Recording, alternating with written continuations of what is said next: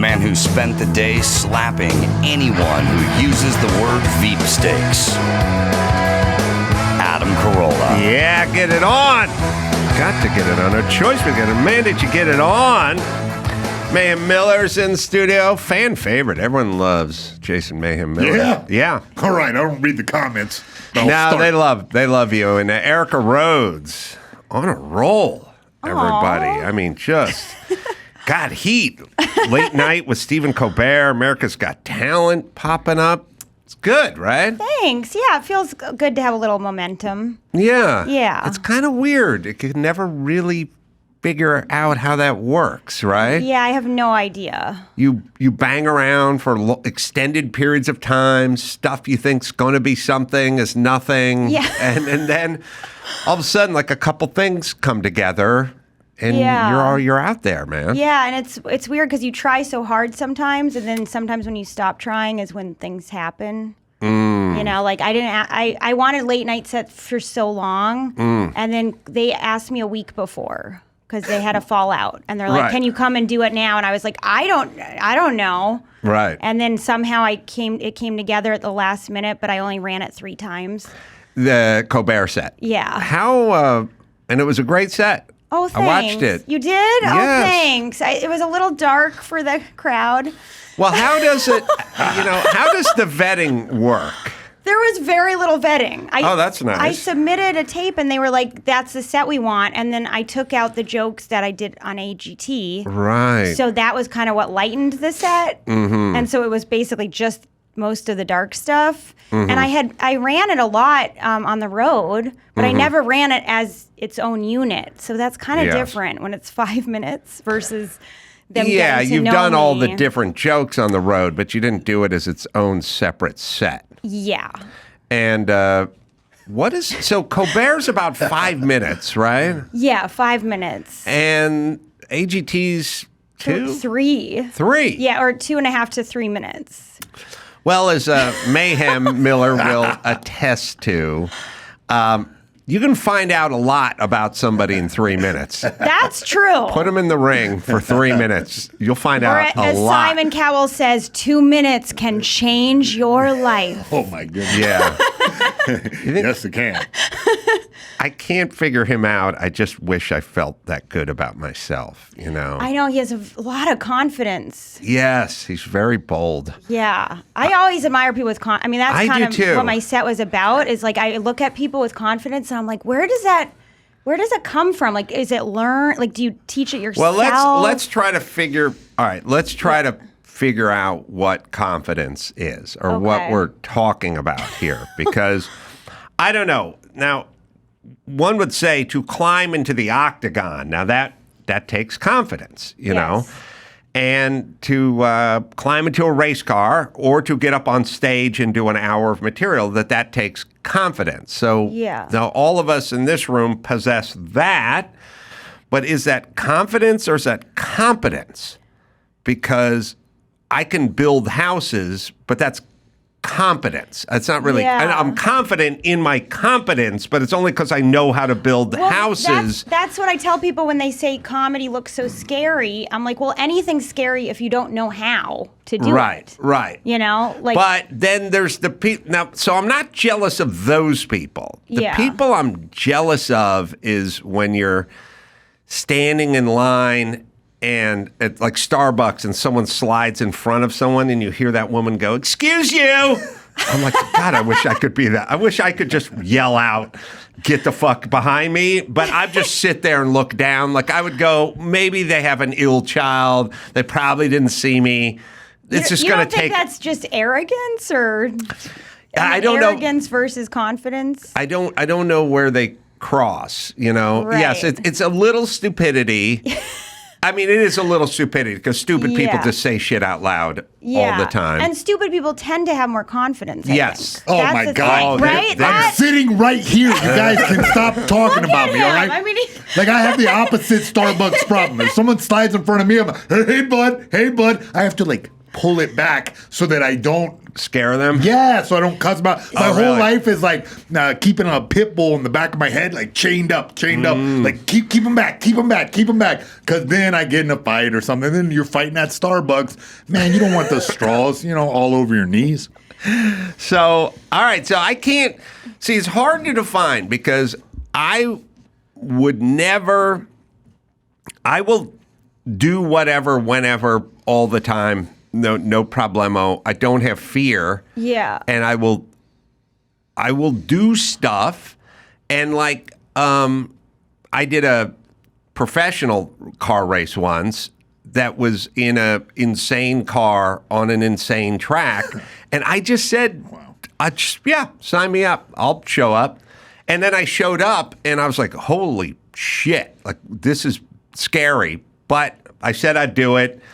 And I got into this crazy machine that I'd never been in before on the fastest track in the West. And it was kind of nuts, but I said, like, yeah, I'll do it. And so I'm that way. Was it electric or was it like what kind of machine? No. Oh, I don't know. I guess I don't know what this is. It's a car. Oh, it's just a car. Oh. Machine. You made it sound like some kind of roller coaster ride. It is. It is a crazy. It is? Oh, okay. It's a crazy mobile. I don't know. You can someone will find the clip of that C7R vet or whatever, 20 seconds of it. You'll see what the car is. But so you'd say you're fearless, but I will do that kind of stuff. I don't care. Be when I remember being younger and like saying to someone, I used to work for people, and I'd be time to settle up, and they'd go, all right, so it's $10 an hour, right? And I'd go, yeah. And how many hours did you work? I go, well, I worked 10 hours. And I go, okay, here's $60. And I'd go, oh, okay. And I would just walk away. I wouldn't even say anything because I was like too scared, or my self-esteem was too whatever. So there was something that I have voids or blind spots or missing stuff. Same. I was thinking, this year, I've been single for a while, so I was like, this year I'm gonna give my number to guys. Mm-hmm. I was like, I'm gonna do a new thing, right? So I did it once, and he didn't call me, and I was like, I'm never doing that again. I was like, that was enough rejection for me for an entire year. Was that Simon Cowell? It was like a French bartender. He was like a cute French. Maybe he was gay. He might have been gay. Yeah, he might have been gay. Wasn't that guy? He was maybe taken. Wasn't that French guy whose dick knocked the pole vault stick off? Was it? Oh, no. Not him. I thought this guy was American. Is he also a bartender? No, that guy was French. I think. Really? So where was this guy bartending? It was like somewhere downtown. It was it was a fancy restaurant, and there happened to be a show underneath. It was like there was a comedy show, but the comedy show was taking forever. So I went to have a drink upstairs, and I just sat there alone. And he was really friendly, and we talked. And then I was like, you know what? I'm going to do something I never do. And I put my number on the receipt. And I gave it to him, and then I waited, and nothing. Did he know it? Did he see it? I know. You gotta directly. It's pretty obvious. I mean, if you look at the tip, and then underneath there's a number, and the number is a phone number. Don't you think he would have seen it? I'm looking to salvage a little dignity. I'm trying to find an easy out here. Like he just filed those, and then that went to the manager. Someone else came and saw it later on. Who's Erica? I guess when I think I'm being really bold, I'm actually being really subtle. Yeah, I was going to say, that's not very bold. I thought that was crazy. Whoa, I've never done this before since I was in, 5th grade. So never again is what you're saying. What was this guy have an accent? Yeah, he had a French accent. And how old do you think he was? He's probably like 40. He's 40 and he's a bartender, though. I mean, he's nice looking, but that's not career oriented. That's true. Yeah, maybe I was being kind of superficial. I was like cute French bartender. Yeah. But bartenders can be sexy because they're in charge of their realm. Yes. So you're like, ooh, they're in charge. I think what makes bartenders sexy for women is bars have like 13 people at it, and then there's one guy and he looks up. Yeah. And he picks. Yeah. Because you don't have a bakery number. There's no line. the guy just sort of surveys, and you're like, "Oh, take me, take me, Frenchie, please me." And they go, "What do you need?" And you go, "Oh, he thinks I'm better than these other people. He picked me over the other people." But there was no one bar. else at the bar. It was just me. Oh, just you. But he did the right amount of ignoring me. You know, like he walked away, and he was and I was kind of like alone, like kind of writing in my notebook, and then he came back. You know, "Oh, what do you do? You know, what do you do? What are you up to?" And then left again. You told him the comedy thing, huh? Yeah, I said I'm going to do comedy, but he didn't ask too many annoying questions. He wasn't like, "Ooh," he was just like, "Oh, okay." Like he was cool. Which Aloof. He was aloof. Aloof He is was the way to play it. a little aloof. Probably his name. I don't remember his name. No, I'm saying My name is Aloof. Aloof, oh yeah. I'm a bartender. Aloofa. Yeah, Lufa. We got me. Now, what we need, on that C7R is me crawling into it and firing it up, and that's the scary part of that equation. Yeah, you'll see why we call it a machine. It's like a giant engine I don't know with cars like that wheels. well. Yeah. I don't know. I don't know any women who do, but the ones who do know cars real well, I don't like them. Oh, really? Yeah. Comes Is with it other the same baggage. with sports? Like when women are What? into sports, is it a little weird, or do you like that?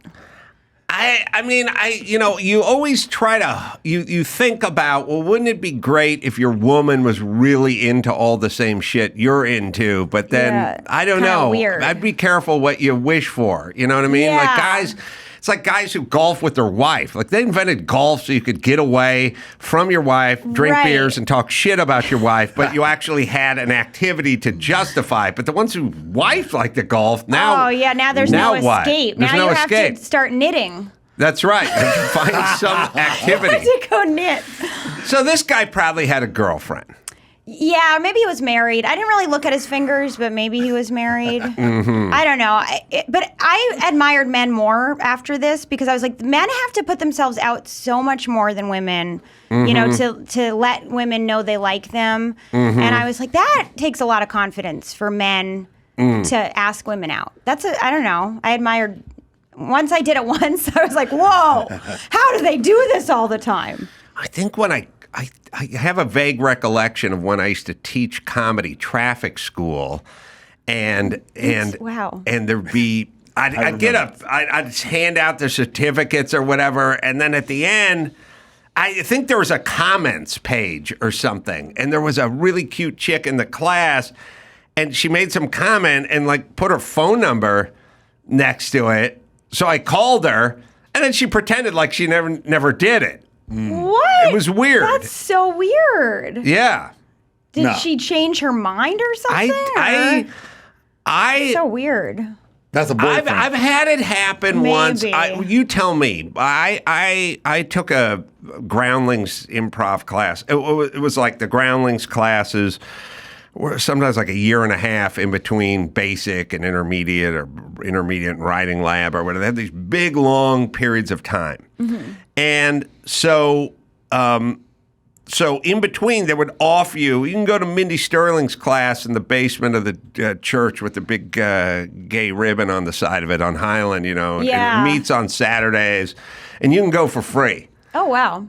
Yeah, because they're kind of thoughtful enough to go, look, we understand it's going to take a year and a half in between classes, so we'll throw you a bone. You can go take these other classes at the Coronet Theater or whatever on Thursday night, and you just do it for free. Oh, wow, that's and cool. I was poor, and I wanted to learn shit, so I would always do it, know? And there was a really cute chick in that class, and she was super friendly and flirty and everything else, and she was really hot, and I was driving a truck and swinging a hammer, but I was the funniest guy in the class, so she kind of, took notice. You. Yeah.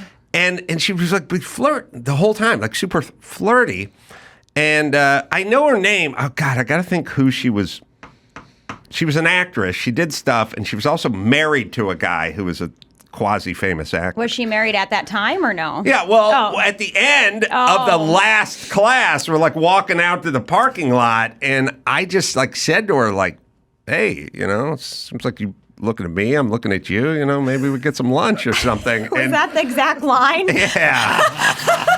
I said, look, I'm funny, you're hot. You know, that's a pretty good combo right there. You know, You like golf? we could have kids that might be funny and might be hot. I don't know, or it could be snake eyes. You know, Yes, and each other forever. yeah, and Yeah. So she kind of looked at me and I said, well, it's our last class, you know, and she just went, Adam, it was fun flirting with you, but I'm married. And I realized, she just wanted the fucking attention. Yep. She Right. she liked the idea of showing up every week and seeing the funny guy in the class Right. sitting there kind of looking at her, not fucking It's licking his weird to chops. admit it. It's weird to admit I've been flirting with you this whole time, but it meant nothing. I You know, it's respect kinda her for acknowledging it because that's a Yeah, weird thing to that's acknowledge. kind of weird. Like as if she was kind of being manipulative on purpose, a little. Oh, God. How do we figure out this? Who she is? Okay. You're gonna have to do Is some she deep still dive. is she still working or? I doubt it because she was a very good-looking female who's got to be 60 years old now and wasn't, particularly funny. So she was like an actress, and probably not tons of roles for her. She probably had kids and then. Not with me. God. All right, let's try to figure this one out. Was she blonde? Let's narrow it down. know. Was she blonde? No. Was she tall? I fucking hate blondes, man. They're all fucking whores. Yeah. All of them. Every last one of them. I'll second that notion. No, just kidding. I think her name was Stacy for some reason. I don't know. Stacy. It sounds right. Man. People used to be named Stacy. I knew a lot of Stacys back then. And her husband was a working actor who was on lots of like 80s and 90s shows and series and movies and stuff too, but he wasn't A-list. He was just a working like TV actor. I feel like we're not going to be able to find these people. We're going to find him. We're going to find him. Famous. We're going to find him. Stacy. No, that's not going to be enough. I know, The husband would have done a series like in the 90s or something like Lonesome Dove or something like that. And when Was you that look like through a the soap cast, opera? it's like a Western something. All right, we got me getting into the machine. Sorry, if you want to know, if you just want to really wanna see know what who this, Stacy is. what this car looks like. It'd be funny if it was like a really famous. Oh. Yeah. See, it's a machine. Look at the monster engine. Yeah. Oh my goodness. Well, that looks cool. Yeah, I was scared. I signed up for something that I had no business Did you wear a doing. helmet? Do you see me? Do you see my scalp? That's him. That was you? Oh, Yeah. that's the point of this discussion. But I didn't see if you were wearing. Oh, you are in a helmet. It's hard to Because miss. I couldn't tell if you were. That was you. It's red, white, and blue. Yeah. Yeah, they don't let you not wear a helmet. And it's so close to the ground too. They don't let you not wear a fire suit. They don't Whoa, let you that not looks wear. scary. We're not even going yet. Yeah, this We're is not just like the beginning. You haven't even heard it, but when it gets going, you can hear it. Well, fast forward about 30 seconds and we'll listen to it open up, I think, or maybe a minute. Whoa, and there's a car right in front of you? We're not racing yet. Oh, okay. That scares me. That was like my Lyft driver the other day. Nice. Yeah, that's wild, but see, I don't know, we're talking about confidence, and the reason you could get in there and do that is like incremental improvement. You've already played with cars. Yeah. You've already, Yeah. You know, and the same thing with you and your comedy. You like start off in open mics, do slowly and build up. And then I don't think you could get to this level of doing race cars. You can't dive into the deep end. That's what I mean. You have to kind of start with the smaller stuff and build your way up into the scarier stuff, like this car, which It's a monster. yeah, you just roll off the road if you give it too much gas, you just go sliding off the edge of the earth. I'm more scared about the cars in front of you. Like, I'm more scared of you hitting a car than how fast it is? There's that too. Whoa! Oh my God! Ah! All right. So who was in the cast of Lonesome Dove from 1989 or something? I'll think of it's an actor, and you probably heard the name. Oh gosh, this does not. And now we You're have certain to. about Lonesome Dove? You really think he was in Lonesome Dove? I got vague recollections. Not Steve Buscemi. This is the worst game of Guess Tommy Who Lee ever. Jones. Yeah, this is not narrowing Ricky it down. Schroeder, Diane Lane, Chris Cooper. Robert Urich. Ricky Schroeder. Oh, how dare you pronounce Robert Bob Urich. That's fucking Vegas. Oh, right. All right. Urich. I got Bruce in my head. Oh, Bruce. There's no Bruce in this. Are you sure it's not like a Lonesome Dove knockoff? Like there's like another version? Lonesome Pigeon, Exactly. Lonesome Crow. These all look like super famous actors. Robert Duvall. Jesus. All right. Did he have a day part? Maybe he was. He was an accomplished actor. Maybe not. Maybe in some other Western from the That's what I'm saying. 80s or That's 90s. what I'm saying. Yeah. It has to be. Sam. What's his name? We're hunting this guy down just because his wife flirted with you in 1989. I know, but I want to. It's going to bother me. Yeah, it already is. But women, I'm already bothered. You're right. Bruce something. Now's the name is what I'm getting. Bruce. Dawson. One of the actors' names is Barry Tubb. It looks kind of familiar. Wait a minute. Guy? Wait a minute. I said Bruce, but I may mean Barry, Barry but not Tubb? Tub. No. Another Barry? There's another Barry in Lonesome Dove? There's another Barry, not Barry Tubb. I said Bruce. I think I mean Barry. Barry Bostwick, bitches. You got it? Barry got fucking it. Bostwick, bitches. Okay, go look up his wife. Wow. Barry goddamn Wow, he Bostwick. has a good head of hair. Oh, it's okay. I mean, it's fine if you like that kind of thing. Sorry. No, I'm sorry. Sorry. I snapped I at know, you. yeah, I I'm know sorry. this is triggering. Yes.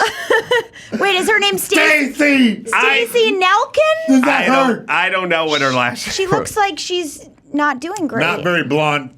All right, but hot 80s chick. I know. So Barry Bostwick. She's pretty. What was his series then? What I said Lonesome Dove, but I mean, he's done a million. But what was his series? What was he? Are Is they it still another married, you Western think? thing? Yeah, I know. Did Adam drive a I stake? could that they have never broken those two up. Let's They see never. if they're still together. They never recovered. Barry Bostwick was in. Wow, he was in a lot. I told you. Wow. Yeah, he was in a lot of stuff. So- Spin City. Come Oh on. my gosh, that was Yeah. a big show. Mm-hmm. But I'm more curious what she was in. All right, what was Stacy in? God, she in man, I had anything? it bad for her. She looked cool. Oh yeah, Yeah, she's really pretty. She was like really 80s hot. Too. Yeah, you know, there's she's got certain she's got that look certain looks lend themselves to eras. to the 80s. Yeah, or the 70s or the 40s. Like, but they don't all work era wise. Yeah. you know what I mean. I think I should have been born in the 60s. I would have done better. Yeah, you would have. Right? That would have been good. That Yeah. French guy would have called you back. Yeah. It was 1965. Blondes were more in back then. Did we? What was her biggest? Stacy's biggest film. Bullets Over Broadway? Pretty Isn't looks- that Woody Allen? That's Woody Allen, but she must have been like Cigarette Girl #3 or. Oh, really? God, She might have had a bigger part. she may have had a bigger part. Stacy, but now that's an old. I mean, sorry, a picture, a more recent picture of her. I don't know. I think they should put the picture in the IMDb of when the movie was made, what you looked like When you made the movie. then, you know? It looks like she's still working, maybe. Yeah. Well, She has a short haircut now. she's still married to Barry Bostwick. I cannot. Is she still alive? I don't know. We're gonna settle all these questions, but I was smitten by her at that Groundlings improv class in 19.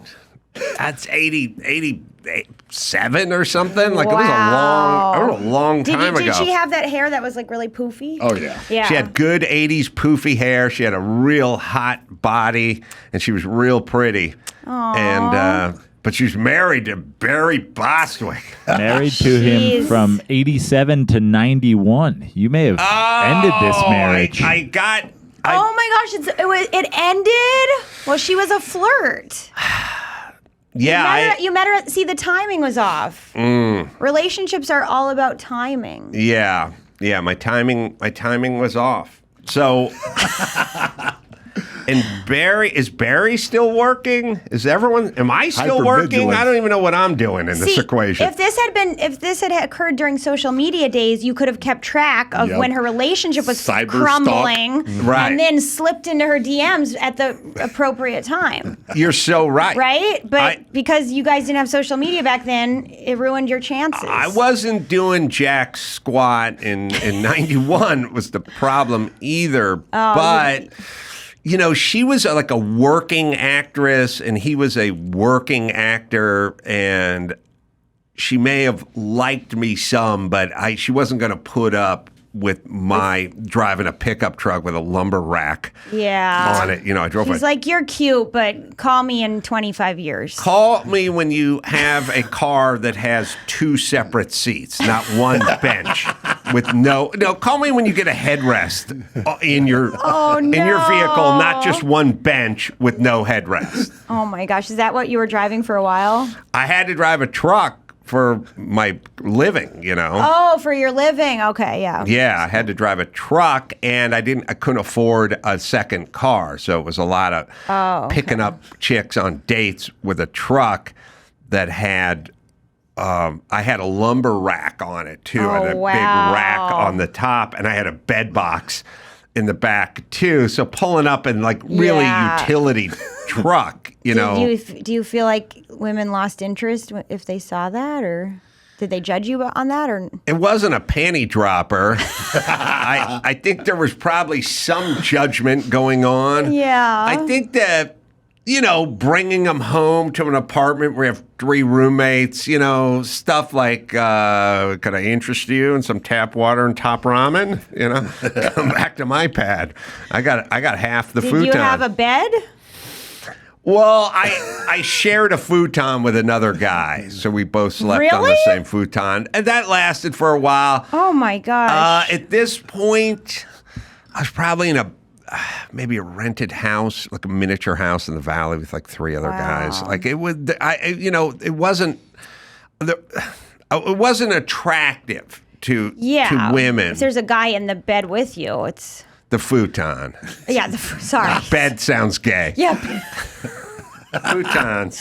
Futon, that's cool. Yeah, that's cool. No, yeah, that sounds utilitarian, whereas bed sounds like, yes, homo. I lived in this apartment where I had to have a sheet in front of the bed because I had 2 roommates and the bathroom was off of my bed. And I remember I brought a guy home once and it was like, that was bad. Yeah. I was like, there's like a sheet hanging in front of, and I'm like, it's just because if people walk through my room, I need privacy. And I just remember being very ashamed. Yeah, it's shaming. I graduated to bunk beds in the same room, which is other weird because it was my friend's little brother's bunk bed. Oh my God. Yeah.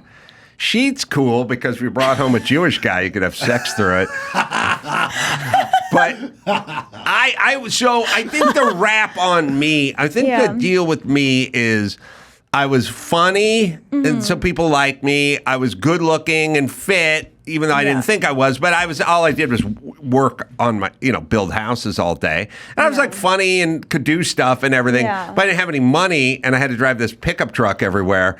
So I could kind of meet the girls, but, I didn't seem like a long-term plan. Right. For them. I feel like that is that is the motivating factor for a lot of men in making money. Oh, yeah. To get women. And it's not even... or to at least feel more confident about getting women. It's not like they're gold diggers. It's just sort of like... it's like security. Yeah, this guy doesn't look like he's ever going to own a home. Right. Right. Yeah. Yeah, I drove a truck and it had the fuel cutoff switch on it under the seat. I just flip it down and stuff. Gosh. It wasn't good, but it worked out once in a while. Yeah. Girlfriend or two. Still get a girl. Yeah. For being funny. Yeah, just being funny, or they had low self-esteem or something. I never knew what it was, but I did have a thing once where, because I figured I was a loser, and if you would have said to me like, how'd you do with the ladies? I said, oh, come on, I never did any, whatever. But there was one time when I was at the Acme Theater, and these two models who were friends showed up to like hang out or something, and at some point I ended up dating both of them at some point, and sometimes I have to look back and go, well, if you were able to pull that off, I mean, you had to be able to do something. Did they know about you dating the other one, or one of them I don't know what happened. She was really hot. Her name was Beth Einhorn. No, not Beth Einhorn. Beth Teagarden. Beth Einhorn was a director from the Man Show. Oh. No, she was Shelley was her name. I can't believe you remember all these girls' names. Well, it's not like names. I'm juggling. They left an impression. Yeah. Yeah. Oh my God. Yeah, they did. And then here's my whole thing. I would try to go over my head. Right. And I would go, and if you go over your head, it'll last for a little while, but eventually you're out of your league, so they catch on. Right. And so that's what happened. Because no matter what I had going on, I was still poor. Like, first and foremost, just poor. So they'd expect you to take them out and spend money on them, and then they'd lose interest, or you just... it's like I was driving the truck.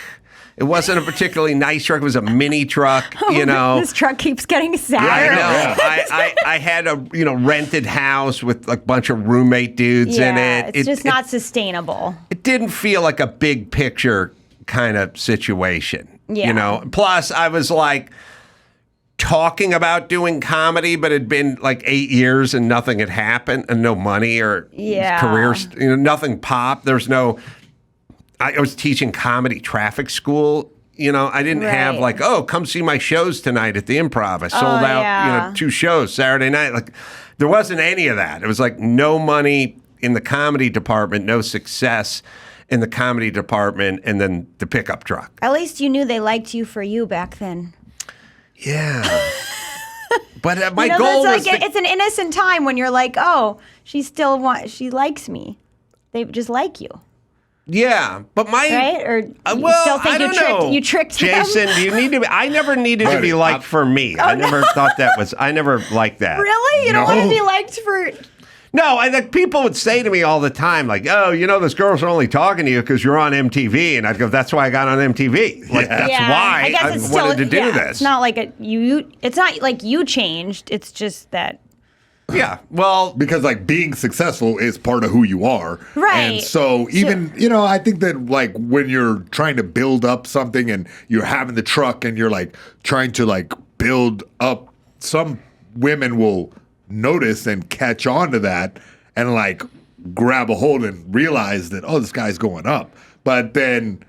when you get up there, then you have a big pool more of a selection of crazy women who've been up there in the ocean of gold digging and of I'm going to get all this guy's money, and I've seen that firsthand. Do you think guys can tell if if that's all a woman's after, is if they're just like a gold digger? Can't you tell?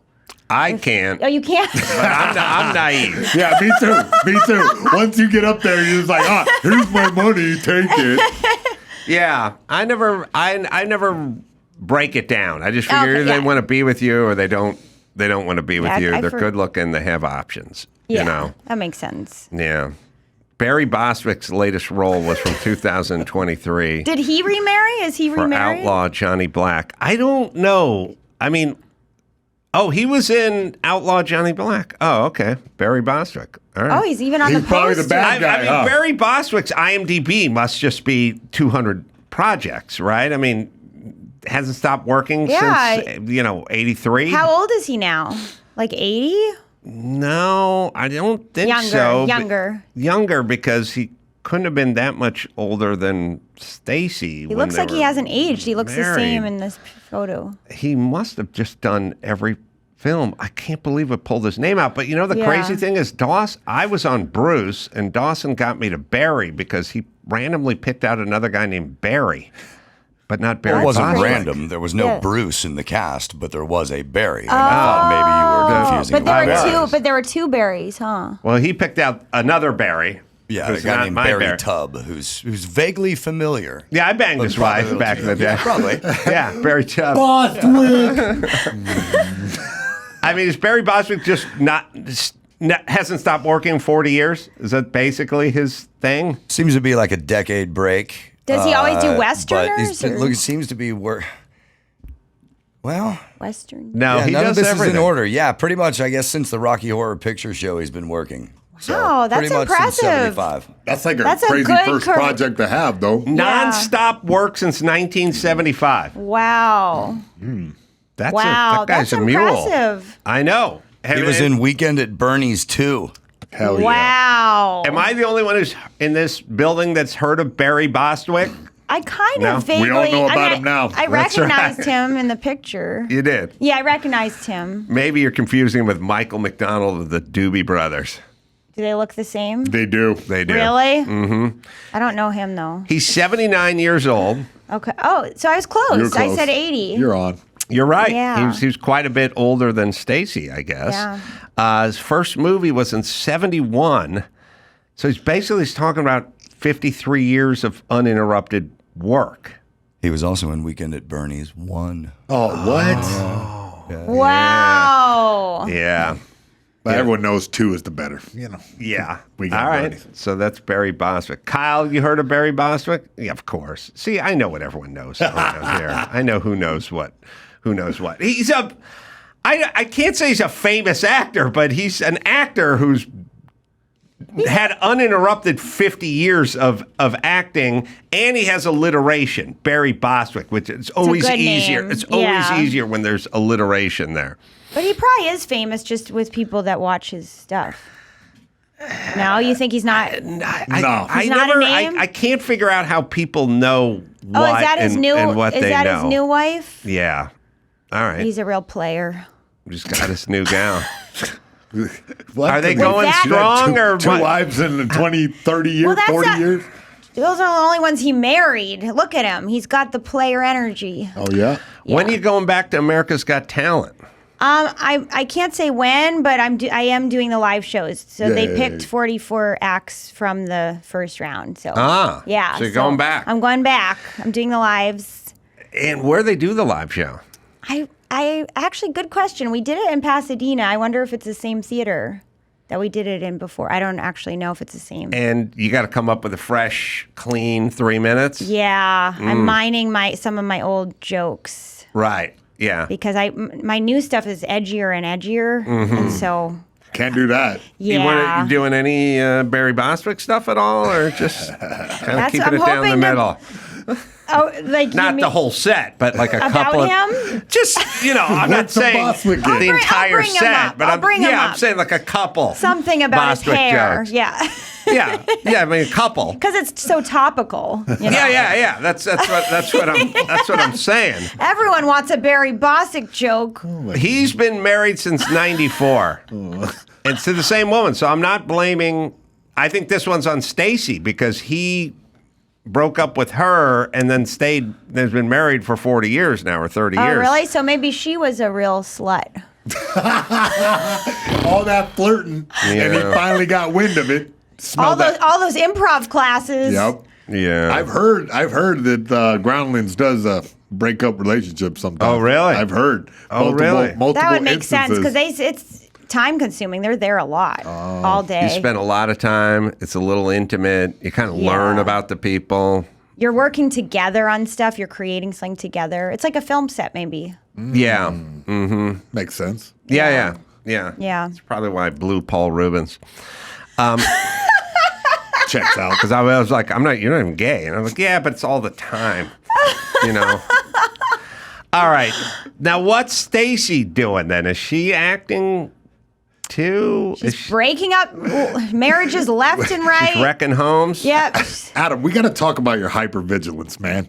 Like, this is becoming a thing now. Why are we here fixated on Stacy right now? I think it's kind of nice if a guy remembers the women he's been with, or not even been with. I'd be flattered if I were her. We're like putting a lot of effort into Stacy today. Maybe men remember the women who don't sleep with them. Yeah. They're like, this is the woman I was rejected by. Oh, right? Yeah. It's like that left an Mayhem, impression. you remember the losses, not the wins, right? Yeah. All good guys know all the they remember all the losses and none of the victories. Women remember the guys they've been with, and men remember the women they wish they'd been with. I'll tell you the truth. It's a double-edged sword, though. You remember them wins, too. You do? Okay. I got, there's a study, and it's an interesting study, and I just heard it on the radio. I don't know how, whatever. But I can tell you through experience, it's true. Silver medalists are more disappointed than bronze medalists. Well, because they're closer to the win. Right. They felt like they could have got the gold. That makes sense. They saw it. Bronze are happier because they're on the podium and they didn't know they'd be on the podium. They're closer to not having anything. And there's 8 other people who aren't getting on the podium. Yeah. And as I think about it, when I heard this, I was sort of that race in that car I showed you, I came in 3rd place. And I was so fucking happy about coming in 3rd place because I got to go onto the podium and spray the champagne. There were only 3 cars, and there was 3. One of them broke down, but he still finished ahead of me, even though he was coasting. How dare you? Sorry, I didn't see a lot of cars. Stacy's last film was from here we go, 2022. Oh my gosh, the Stacy girl, The Shed. All right. The Shed. That sounds like a horror. Adam, I'm going to go find her and take her down for you. She might be single now. No, I mean like literally take her down in my truck to my house. And you got the truck? Handle this. Yep. Lumber rack, lumber rack, bed box. Yep. I don't have the bed box yet. I'm working on it. Work on that bed box. You got to earn that.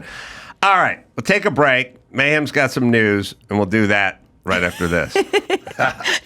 Simply Safe. Well, if you're like me, you think about safety of the people you love and value the most. You want to take care of your family, you want to take care of yourself, especially here in L.A. My God, I mean, Rita and Tom Hanks, Rita Wilson, they just got their house broken into. Everyone's breaking into everyone's house out here in L.A., even the big celebs and the Dodgers and everyone else. You go with Simply Safe. I've trusted these guys to protect my home for over a decade. And now I've partnered with Simply Safe to offer my listeners 20% off a system. Just go to simplysafe.com/Adam. With the exclusive Live Guard program, you get protection. Simply Safe agents can act within 5 seconds of receiving your alarm and can see and speak to intruders inside of your home, so they will shoo them away. Named Best Home Security System by U.S. News & World Report 5 years running, and Best Customer Service by Newsweek. It is Simply Safe. 2 eyes in there. Simply Safe, right, Dawson? Protect your home this summer with 20% off any new Simply Safe system when you sign up for Fast Protect monitoring. Just visit simplysafe.com/Adam. That's simplysafe.com/Adam. There's no safe like Simply Safe. Home Chef, are you drowning in a sea of meal kit options? That's like a bad dating show. All the contestants look the same. Well, that's where your knight in shining armor comes in. Home Chef, fresh ingredients and chef-designed recipes delivered right to your doorstep. Over 30 options a week covering a variety of dietary needs. I'm hooked on these guys. It comes to the door. My girlfriend cooks them up. I mean, I've done the meatloaf. I did the a tortilla soup. I mean, it was so good. Vegetables, chicken, a little sour cream in there, some pieces of tortilla. It was just excellent. So I'm doing it. You should do it too. Classic kits with pre-portioned ingredients, speedy recipes, ready in less than 30 minutes. oven-ready kits with pre-chopped ingredients and microwave meals in just minutes. Save an average of $86 per month on groceries. That's right. You don't get out of that grocery store cheap anymore. Home Chef even has delicious, kid-friendly family menus with 18 new options each week. Picky eaters will approve. I use it. You should use it too. It's Home Chef. Right, Dawson? For a limited time, Home Chef is offering our listeners 18 free meals, plus free dessert for life. And of course, free shipping on your first box. Go to homechef.com/Adam. That's homechef.com/Adam for 18 free meals and free dessert for life. You heard that right. Homechef.com/Adam must be an active subscriber to receive free dessert. Mayhem, what do you got going over there? You know, I got the news. First up, Jennifer Garner gives a glimpse of her intense training to get Marvel fit for Deadpool and Wolverine cameo. She did look pretty fit. Yeah, we got some and footage she's just right in here. her kitchen? Yeah, It's her gym. It's her gym. Yeah. It looks like, I watched the movie. It was great. It was nice to see her back in the Electro role. She did look really fit. Did she post this all on her Instagram? Yeah, this is all on her Instagram. This is a big set. They had a big set piece with her doing like complicated fight sequence. I got to tell you, as a martial artist, I have some respect for being 52 and putting in the work. And you can see right here, she really worked hard and it turned out really good. The movie, her cameo was badass. Yeah. Okay, a couple things. I don't think you should make montages of you working out. It's a lot. It's a lot. It's a lot. And it's like, it's showing off her big gym and all the equipment. It's fine. Oh, it's like she feels good about Yeah, herself. Okay. Yeah. All right.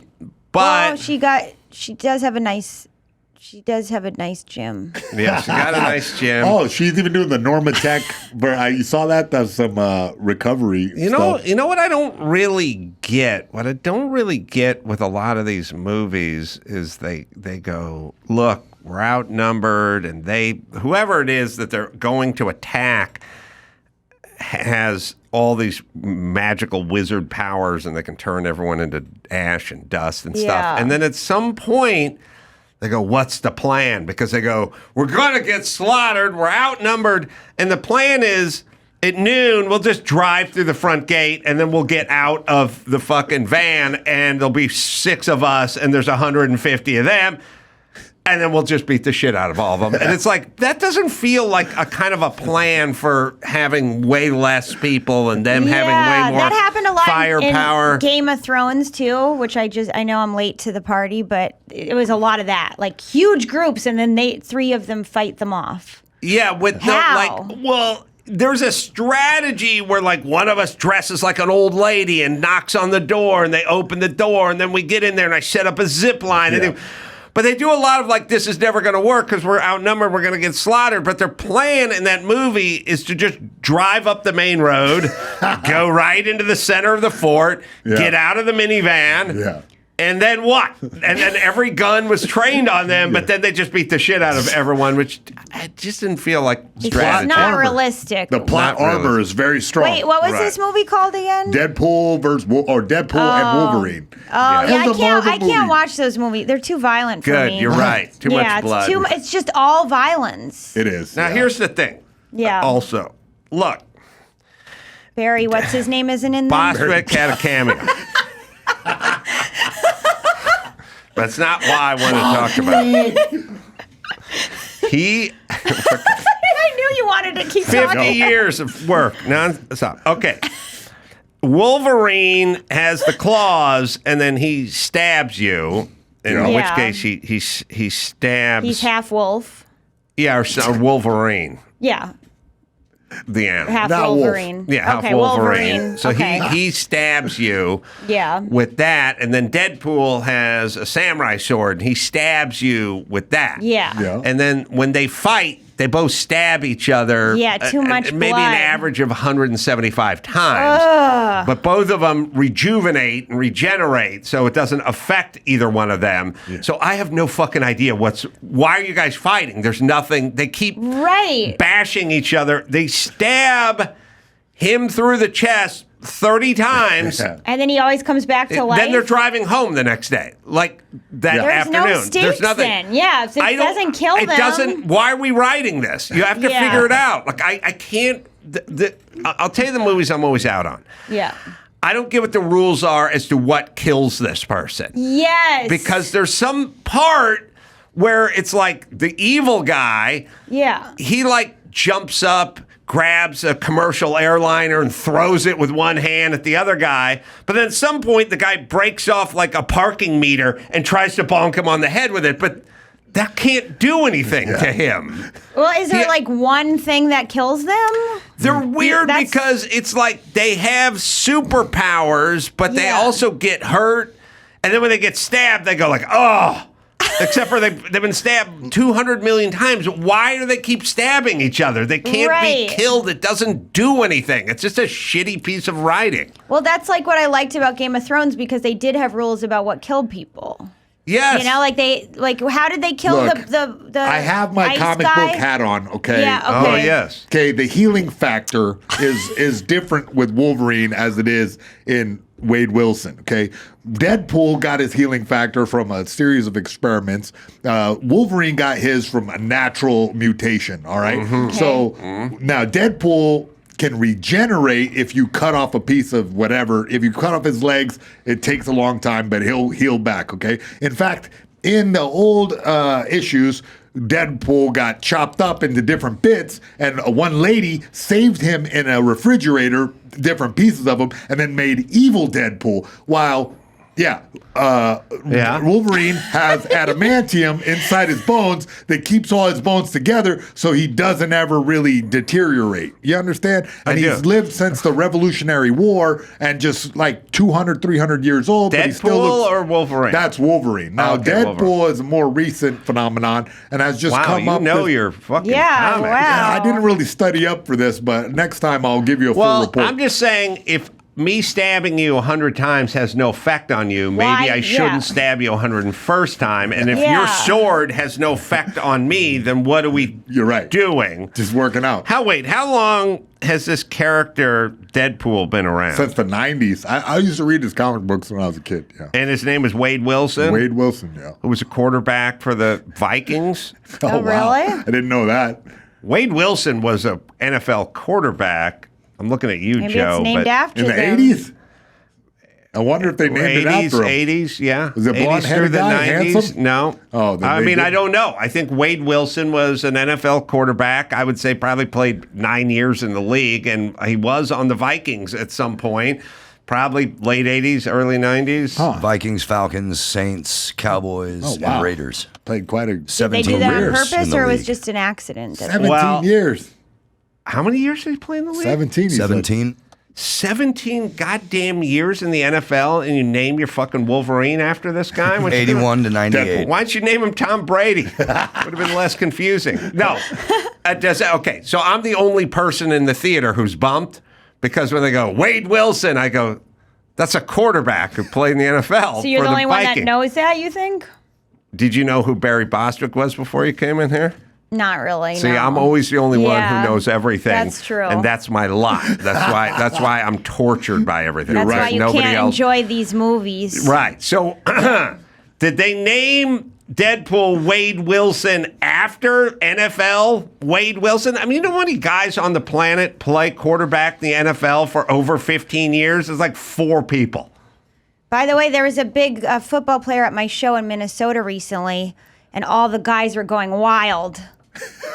And I had no idea. I didn't know who he was until later. George, he's in the 49ers. George Kibitz. George, the Kibitz? No, George. hold on. The tight end, the blonde. Yeah.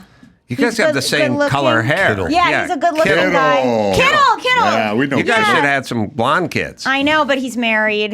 No. But he was cute. He was. But he was there, and all the guys were like, Oh, that's a big deal. yeah, he was at the show, and all the guys were like, In oh my Minnesota. God, I can't believe he's here. Wonder why he was there. He came with a friend or something. Oh, yeah, to see cool. actually to see somebody else, not me. Oh. All right. But he happened to see. Hold on. First Deadpool, 1990. Yeah. Wade Wilson already played 9 years in the league. Oh, wow. What the fuck, nerds? But the creator There's was an that Brazilian explanation. guy. All right, There's an I wanna know. explanation for his name. Why don't Here we you go, name here we him go. Fran Tarkington? Fucking idiots. Writer gave Deadpool the real name Wade Wilson as an inside joke to being related to Slade Wilson, the character Deathstroke. Oh my gosh, Not it's good even enough. more. No, because when Underground. somebody says, we're going to name the character Wade Wilson, I'll go, you know who's starting this Sunday for the Atlanta Falcons? Wade Wilson. So don't do it. Give him a different name. He probably didn't even know this guy. I don't think the crossover of Marvel comic Yeah, book it's writers and football. NFL fans Exactly, is, yeah. These is are two large. different Well, lanes. it left this reviewer cold because I was bummed. Here, take I it could out of not it. enjoy the rest of the film. 17 years in the league, the man played. They should have gone with Barry Bostwick. Barry Yeah. Bostwick. Right. No one knows him. Alliteration. I'm the only one who knows Barry Bostwick. Not after this episode Well, airs. that's true. Household name. 17 years Wade Wilson played in that league. All right. Go ahead. What else we got? Moving Yeah. on. Moving Look, VP Kamala Harris picking Governor Tim Walz as running mate. It's met with media scorn. Such a weird choice. Yeah. Well, they couldn't do Shapiro because there's an anti-Semitic sort of faction of the Democratic Party that's not. There gonna is. Go, I thought kinda like go they were for that. Yeah, I thought. I don't know. This got my They dad don't like fired the up. Jews, but it's the squad. It's the Minnesota people that don't like them. There's a faction of the Democratic Party that are very anti-Jewish. I mean, they don't say they're anti-Jewish. They just act. Everything is anti-Jewish, but then they go, "Oh, I have great love," But Yeah. they're anti-Israel. So she couldn't pick Shapiro. I've said this a million times. Shapiro is a super common Jewish name, right? Yeah. And the Jewish names are like Silversteins and Silverbergs. Look at birds and Steens and stuff like. And Shapiro Yeah. sounds like a Japanese beer. Yeah, it doesn't. It's like You're right. nowhere near Sapporo or you can kind of tell like Gutenberg and stuff like that. You can tell sort of Jewish, even weird names like Bort and stuff like that. Because I Yeah. guess probably a Jewish name. It doesn't need a Steen or Stein. My last name would have been Rosenblum. My grandfather changed it. Jewish sounding. Rosenblum. Yeah, Bloom. Right. Yeah. Right. So there's that. Or Steen, any Steen, like Goldstein. Right. But then there's Shapiro. Yeah. Which What doesn't is have that? any Jewish anything except for it's a super popular Yeah, you're Jewish right. name, but You're it right. sounds Japanese. I thought it was Italian. Or yeah, I was gonna say Italian. Shapiro. No, I think if he said like yeah, Shapiro. Hey, which one of you Shapiros want to get over here to make the spaghetti? if I said you're the great Japanese gymnast Yuki Shapiro, Yeah. that would sound right. Accurate. Yeah. Tony, the Yeah. great pizza maker, Tony Shapiro. Yeah, come I don't know. on. It sounds I- Japanese. I think- So the biggest Japanese beer in the world is called Sapporo. Yep. Yeah, but that sounds Italian too. You can't take all the Kinda Japanese does, stuff yeah. and say it sounds. Shapiro. So anyway, yeah. Nah, they didn't I pick think the Jewish Shapiro guy. sounds Japanese. All right, but the point is it's Doesn't Jew. sound Jewish. They Yeah. can't have a Jew because there's a fringe of the Democratic Party that's pretty radical and pretty anti-Jewish. So that would have been a problem, which I would argue is a problem anyway. So he went with this guy who's not in a swing state that doesn't help. He doesn't help her, and he's more progressive than she is. And here's what I want to say about every politician with their shit policies. She is in the position of having to walk back everything she said over the last 5 years. If you listen to me over the last 5 years, I complain about left turn traffic arrows that shouldn't never be red. They should just be fucking green, and then they should just blink red, and you should go, all things COVID. I don't think 2-year-olds need to wear masks. People driving too slow in the fucking fast lane. Ask me to walk back any of my shit, and I'd go, fuck you, give me a microphone, let's get into it. Yeah. So if you have to walk back all your ideas, first off, did you mean them in the first place? And then secondly, why are you walking them back? Like, why? This is your idea. This is what you like. Right. This is what you stand for. And everyone now has to get Kamala Harris and kind of go like, well, she's moderate. She's not that so you're just admitting your ideas suck, but she's not into the ideas that suck. She's a little closer to the right. And it's like, okay, but why not just go over to the right then if that's where the better ideas are? So she's having to like disavow. I've always said it this way. Look, Jay Leno told me yesterday he's going to Detroit for the Woodward Dream Cruise. No, Woodward Dream Cruise. Oh. All right, that's fucking nuts. Okay. It's in Detroit. Okay. And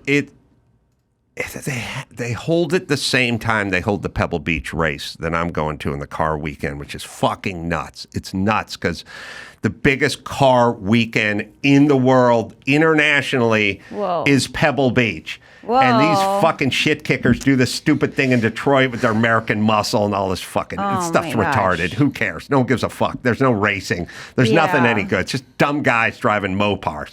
Fine. But Leno's going there. Okay. And he's bringing his turbine car.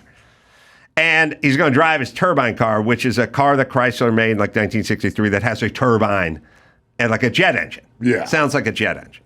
Okay. It's hooked up to the rear axle, so it's not jet propulsion. It's turning, right. a drive shaft. I was imagining a Batman situation. No, I know. Yeah. I was trying to get that image out of your head. All right, thank you. Now I know you're obsessed with comic books. Everything's the Batmobile. Yeah. So the point is this. They thought that was the wave of the future was going to be turbine jet engines. That's what they thought in 1963. Turned out not to work at all. It was too hot. It was too expensive. It was too loud. It didn't work. And so what we went back to is the tried and true internal combustion piston engine, which Henry Ford was using in 1902. But we liked the idea of the future. It just didn't fucking work. It didn't work at all. And so what I'm saying, what Bernie Sanders does and Kamala Harris do is they go, look, I'm not saying I want a turbine car because that doesn't work, but I want some kind of something like that, like mine. And I go, we have an internal combustion engine over here. It fucking works. Just do that. And they go, no. We're not doing that. We're doing some version of this, but it never fucking works. So he is probably more progressive than her, and then both of them are going to spend the next 85 days trying to get distance from every fucking thing they said into a microphone for the last 10 years. But my argument is why? Right. That's what you thought. That's what you stand for. This is who you are. This is the left plank of your fucking party. Fucking own it. Yeah. And by the way, you think radically different? Oh, yeah, back when I was 53 and a half. Yeah, I had totally different thoughts. Fresh out of college, I was probably only 37 years out of college, but I was thinking like a young man, you know what I mean? My prostate was a little swollen and I had some salt and pepper in my hair, but I was a different me. Yeah. No, it's not. It's what you think and what you thought. Yeah. Why are you distancing yourself from all your ideas? Yeah. But that's the plan. Because they just want to win. Yeah, they do. Yeah. And they're also admitting their ideas are batshit crazy. And it's like, well, those are your party's batshit crazy ideas. Yeah. Try fucking owning them. So they have to sell it to the normal populace, and then when they get in... Right. So they go, all that shit I said about defunding the police and no borders and letting illegals vote and stuff. I was 53. It was a young woman's folly. There was a pandemic happening. I wasn't thinking folly. straight. You know me. I was riding my skateboard, drinking a yoo-hoo, and thinking about the border, But no, I don't want any of that stuff anymore. That's, back when I was in my mid-50s. It was a different... Yeah. Young, Young. fresh. A whole year ago. I was a dreamer, like you are when you're 55 and a half. I feel you like know she what I mean? should have gotten Pete Buttigieg. Yeah. Pete He is like Buttigieg. the hot Right? number. Wasn't he? I mean, I felt like he was more. Wasn't he more moderate? Kind But he's of. gay. He's I gay. think Yeah, the gay but thing will scare a lot He of was a people good up. pianist too. Oh, well, you musicians, you classical musicians, no. That's what I want in the office.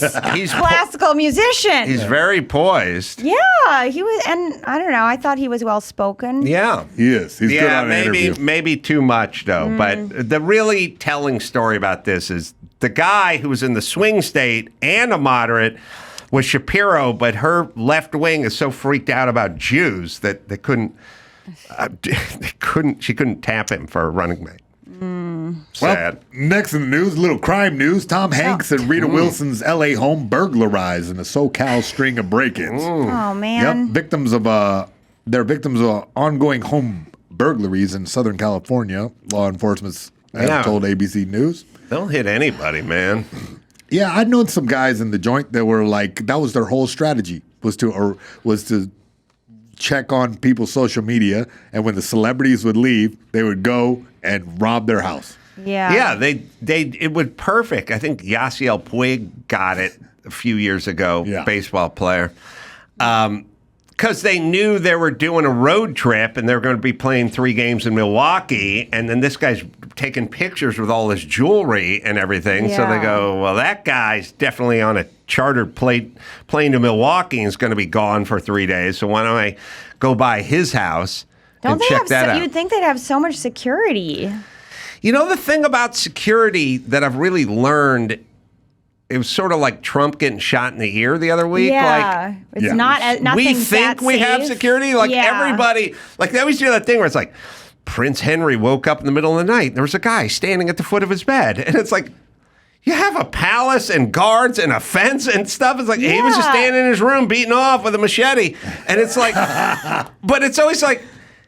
I guess the answer is whether it's like taking a shot at the president or going into Tom Hanks's house. It's easier than you think. Just do it. Like, and once you just do it, people don't really stop you. Like you have an alarm and security and a night watchman and stuff. Like, I just went to Tom Hanks's house. Yeah, I guess there are blind spots anywhere. I mean, anywhere you go. Well, like when you have like a security job.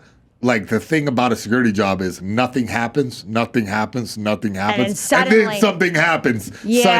So a lot of people get complacent, right? Because nothing has happened in so long. Exactly, and it's years of nothing happening. Yes, and then when something does happen and you head it off in the past, it's not that memorable because somebody's walking around the front gate and you go stop them. And who knows what that guy just says, I didn't know, I was jogging, and then leaves. Yeah. So complacency. I guess, I don't know it doesn't say what was stolen, but apparently the house got hit, and that was that. Well, Tom with all the jewelry. Right? He's like a rapper, that guy. Gold stud. His son is a rapper, yeah. His son. Yeah, but he doesn't live, Chet doesn't live with him. Oh, he doesn't? Somebody said I look like him. Is this true? I don't think so. I'm in love with Chet Hanks. You are? Yeah. Is he cool? I don't know. I've never met him. He's no Barry Bostwick. Why do you like him? Because he was doing like a Rastafarian accent. Oh, geez. And he sat down for an interview and somebody tried to do like a gotcha moment. And I fall in love with anyone immediately who tells the person to fuck off in the gotcha moment. And I hate all the people that go, oh, I have black friends. You misunderstood. Yeah. I just he just told this interviewer to fuck off. And I love it. I love any gotcha moment that turns into a fuck off. Oh, here it is, right? Oh, wow. You found it? Hear me now, Wagwan. Fuck off. Yeah. Are there any marginalized communities you want to apologize to? I don't know. Maybe the Patois community?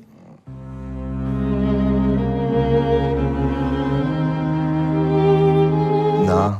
I don't feel like I've truly done anything offensive, so...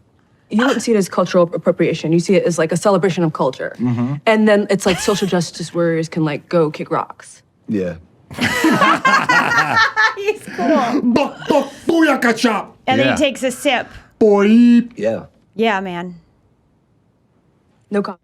I'm a fan. Me too. I love that. Yeah, because you don't have to answer every question. It's no fun being black anymore because Whitey woke up to the ruse. It used to be they'd put the black person with the white person and then the fucking black person going, did you see what you said about? And everyone, the white people was like, I'm so sorry. I'm so sorry. And now it's like a fuck off. That's what Trump did at the national urban spokesperson.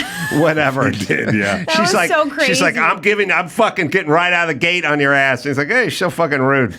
It doesn't work. It's great. Like that we took their magical powers away. It's sort of like when a hot chick gets old and ugly. It's sort of like, oh yeah, you used to have all that fucking power. Now it's gone. Yeah, Chet Hanks. Yeah, take that, Stacey. That's Stacey. Thanks. Sorry, He Stacey. was cool. That's right. He was like, yeah, I liked him. Yeah. Slick with that. Well, Chill. because she thought she was going to get him with the cultural Right. appropriation, you know. Do you What feel did- guilty? Yeah, what And did he's she like, No, I expect? didn't do Yeah. anything. She's like, I'm a black woman, and I'm going to fucking take this white guy who's, by the way, a Nepo baby. He's got super rich parents, and I'm Yeah, going to she fucking make doesn't him like him. squirm Yeah. for my Showtime show. And he was like, fuck off, which is the Yeah. only answer for any of these people That's ever. true. It's like when they asked JLo about Ben Affleck and the other guy in the. You see that? There was like right after they. Hold on. You have to it's say the wrong what audience. watch that? Right, No, we have to don't say watch what J-Lo. happened. We have no idea Yeah, what you're talking like about. her co-star spoke up for her because someone asked, like, "Do you have a comment about your breakup?" And then her co-star was like, "She's an empowered woman. She's here promoting her movie. We're not talking about that." Like he spoke up for her. Oh, really? Yeah, it was kind of like a cool. And what did she co-star do? move. She was like, "Yeah, we're not asking." She's like, "We're not asking that right now." Oh, wow. Yeah, so we we're got to not. see Or that. so we're not going there. I forget what the movie was. It was recent. It was just- Jiggly? No. What was it? What was it? She with- did it that was all these- movie where she went to outer space. No, not Made in that Manhattan. one. I think that broke up the. Anaconda. Oh, I don't know damn. any of That's a these good one. movies. Come on, No, man. It was a recent one John that she was Voight in. was in Anaconda, I think. Oh. All right, listen. Here's, sorry. Look, the reason they broke up, Yeah. Oh, you know this? Yeah. You know why? yes. Because she's high maintenance. No. No. He's Miserable. He's miserable. He is miserable. But he's an actual artist, and she just makes gum shit for 13-year-old girls, and then gets up there and starts talking about her personal power and how Yeah. she needs to get in touch with her personal power and all women, and he has to be rolling his fucking eyes. Well, smoking, I think that listening movie to did her. it. The one that she did that was all about her love story. Yeah. He has Yeah, to know. and he was like, that he was in it, but he refused to be himself in it. it's like she has Oh, to. you don't know anything. I don't know any of this. J-Lo is outside of my purview. He has to know that her stuff is lightweight junk that he would make fun of if he wasn't with her. Yeah. And she's always talking about, she's a lightweight. Like, she just does pop bubblegum shit. Her songs are shit. Her art is shit. Yeah. And it's very, like, self-aggrandizing, too. Well, like, so me. she really likes fame, I think, and he does Right, not like right. fame. So he's like, I don't want to be in the spotlight. He hates everything about it. How Right. did she reel him back in? That's my, I don't know how She the probably hell. has another side to her when they're alone together, that where she's like different, maybe. Sex. Maybe. I'm guessing some of that was sprinkled in. Yeah, I don't know. I just I like know. giving her the benefit of the doubt. It's like he's like a 5-star Michelin rated chef, and she's like, they opened a Golden Corral, and he's like, yeah, that's great. They have popcorn shrimp, and he's like, that's great. We're gonna go there. Come on. And Yeah, he's like, but what do you want to say? you're right. I want to talk about popcorn shrimp and my ass. I want to shake my ass. You know that, but okay. You're not an artist. What do you mean? Yeah, he's a tortured artist too. Yes. He's like seems, He's very tortured. Tortured, yeah. This is me now is what. Yeah, that's perfect for her. Yeah, this is me now. Yeah. That's perfect. I'll Yeah, make a this is- film about yes, me, about talking me. about me, where everyone's gonna come and think It's about like me. about her self growth. And he's doing like Gone Girl, you know, Yeah. and he's looking at this shit, going, "This is fucking shit." Yeah, but he can't tell. He can't say anything. Can't say anything. But I think more like on a personal level, like aside from the art part of it, it just got to be a nightmare to deal with this woman who's like, yeah, I want this and I want that, I want this and I want that. It was like, she's doing a thing where she's like, Maurice, my Pilates guy's going to Yes. be here at 6 a.m. Exactly, that's what I mean. And if you could not smell like cigarette smoke when you meet Maurice and not be drinking, that would be awesome. And she's down on a yoga ball at 6 a.m. Yeah, and yeah, I was he's picturing that. He's having to fucking walk outside of the mansion and crouch down by the trash can so he can blow a butt and then like gargle with Listerine and come back into the bedroom. Yeah. And she's like, you smell like mouthwash. Oh. I just want to, all he wants is a Dunkin' Donut and a tall frosty coffee I don't think he and likes a cigarette. being famous at all. He She's does not working like it. out all the time, and and she's telling him what those donuts do to his skin, and she can't have one, and that's a pain in the ass. Yeah, it was like a fairy tale in the beginning, maybe, and then. But he's done this twice. I hate to be stuck on this, but I feel like Jennifer Garner was right for him. They seemed like a good match. Well, I agree. Right? I He agree. seems like happy to. Well, I think if she could lead him toward the light. Yeah, She was women probably can never lead a man to the light. No, she could have been a grounding force in his life. Yes. You know what I mean? And she probably still is because don't they have kids together? Yeah. Oh, yeah. Yeah, they have kids together. Oh, they have a miserable puke of a kid. That's right. Oh, is he not? They have a girl. Well, A girl? okay, so What's favorite miserable about celebrity it? son, Chet Hanks. Yeah. Least favorite celebrity daughter, their daughter. Really? Why? Because What has about she done? 3 weeks ago, she addressed the LA City Council demanding that everyone wear masks again. Oh, and I was my- like, are you bitch, shut the serious? fuck up, bitch. What? I thought this shit was from 2021. And how old is she, like 12? She's 18. Oh, my And she's gosh. going to go in front of the city council and my demand gosh. people do something that doesn't work because we haven't fucking had enough. All right, Wow, let's that's see. nuts. We have Hi, Violet Affleck, Los Angeles resident, first-time voter. I'm 18. I contracted a post-trial condition in 2019. I'm okay now, but I saw firsthand that medicine does not always have answers to the consequences of even minor viruses. The COVID-19 pandemic has thrown that into sharper relief. 1 in 10 infections leads to long COVID, which is a devastating neurological cardiovascular isn't. illness Does nothing. that can take away people's ability Only to work, crazy move, people. see, and even think, stands Nope. to exacerbate our homelessness crisis, as well as the suffering of many people in our city. It hits communities of color, disabled She's people, elderly fucking people, nuts, trans this people, bitch. women, and I anyone thought she in was a public 12, facing but essential she's job the 18 hardest. already. She's on To the confront spectrum the long of COVID something. crisis, I Yeah. demand mask availability, air filtration, and far UVC light in government facilities, including jails and detention centers, and mask mandates in county medical facilities. We must expand the availability of high-quality free tests and treatment, and most importantly, the county must oppose mask bans for any reason. They do not keep us she's safer. out of breath, they make too. vulnerable She can't- members of our she can't community breathe. less safe She's and double everyone masked. less able to participate She's in like, Los Angeles I together. can't, Thank you. I can't Thank get you very us much. out. I told my kids, listen, I know the people at the LA County Public Affairs Office, and I got a sniper buddy. I keep him up on the balcony. If I see your ass out there blowing hard about masks or vaccines or anything, he's going to take the hat and turn it backwards. And when he takes the hat and turns it backwards, that means business in the sniper world. You know what I'm saying? When the hat goes, when the bill goes backwards, Is that what that means? that means we're getting ready for a kill shot. Yeah. Oh, wow. He spits his toothpick out. It's This on. toothpick out, Really? hat goes backward. That's sniper talk for. Do you think there was even wrap anyone it up. listening to that? Because it didn't look like anyone was there. It looked like she was. an empty- I don't know, but first off, it's all narcissism. She had something when she was 14. I don't know, 13. And it had nothing to do with COVID. Right, but we should all wear masks because she wants us to wear masks. Fuck right off, Yes. bitch. All right, so least favorite celebrity, sibling, and then there's Chet Hanks. Like a balls. And I think you probably tell a lot about somebody by which one of those celebrities they responded to. Because if you're in love with Chet Hanks and you hate this bitch, then we can have a beer. But if you say, she made a pretty good I'm point, not and fuck really- that Chet Hanks, we cannot hang. That's how it works. I like Mayhem, Chet. I know where you're coming down on this one. He definitely. All right. Next up, Jeff Bezos loses $23 billion as Wall Street meltdown slams the world's richest people.